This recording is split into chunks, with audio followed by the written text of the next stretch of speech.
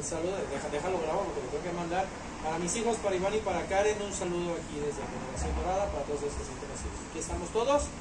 Saludo para ese caso.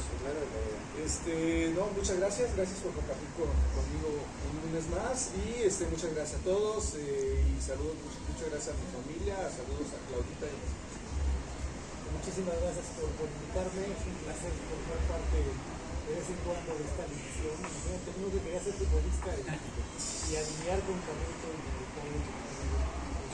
un placer para todos. Un placer. Yo le mando un saludo a todos los integrantes de ahí de Laboratorio Wilmar que cumplimos 39 años en miércoles. Muchas felicidades y pues, un fuerte abrazo a toda la gente que ahí está con nosotros.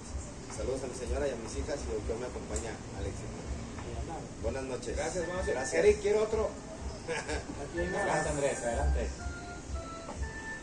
¿Vas a gritar? Sí. Puede ser. Ándale. ¿Qué pasa, María?